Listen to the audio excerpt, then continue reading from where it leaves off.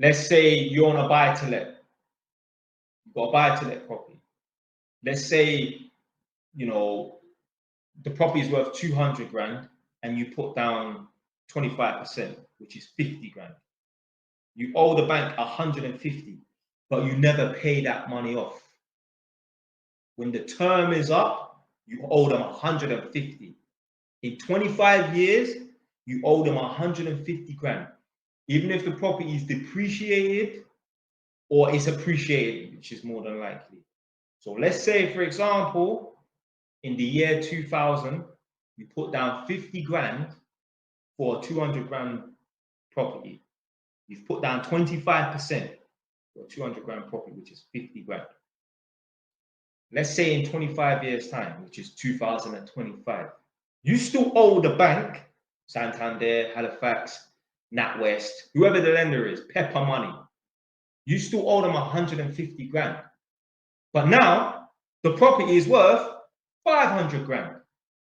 So you sell the property, you get 500 grand, but you have to give them 150. You've just made 350 grand. Now, obviously, if that 200 grand property has fallen below 150 grand after 25 years, when you go to sell that property, if you sell it for 140 grand, you have to give that whole entire 140 grand back to the bank, plus you owe them 10 grand. That's not going to happen.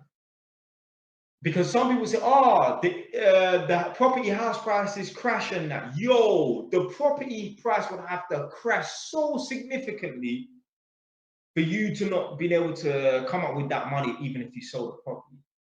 And that's probably because, let's say the mortgage, remember the mortgage is the amount you borrow. The mortgage isn't the value of the property. The value of the property is 200, but the mortgage is 150. That is fixed forever until you sell that property, until the end of the term. You can keep increasing that mortgage because you've borrowed. So let's say you borrow 20 grand. Now that 150 becomes 170. And you can keep doing that until the property until you owe 400. So this is how people get caught out. So let's say that, you know, the property is worth 200 grand in the year 2000. You put down 50 grand, which is a 25% deposit. You owe the bank 150. Let's say after 25 years, you need to pay them back 150, regardless of how much the property is increased in value or decreased in value. You owe them 150. Let's say in that 25 years, you keep borrowing, you keep borrowing, you keep borrowing. Let's say you borrowed so much against that property because you keep asking the bank for 20 grand, 30 grand. Let's say, for example, that property is worth, let's say, for example, you owe the bank 400 grand after the 25 years. Because remember, it started off at 150, but you kept on borrowing more money. You borrowed 20 grand, now you owe them 170. You borrowed 30 grand, now you owe them 200. You borrowed 100 grand, now you owe them 300. So on until you hit 400. So at the end of the 25-year term, you owe them 400. The property, yeah, let's say it should be worth 500, but there's a crash.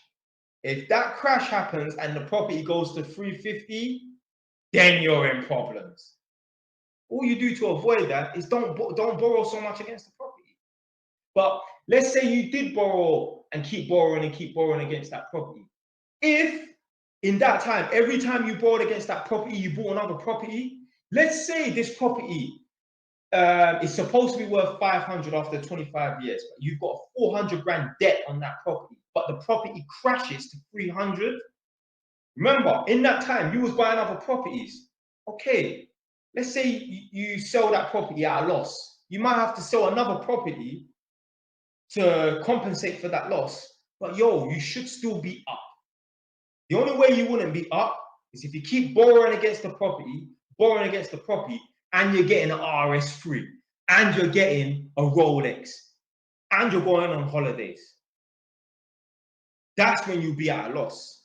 You can never be at a loss when you keep borrowing against properties, but then you're using that money to invest in something that's certified.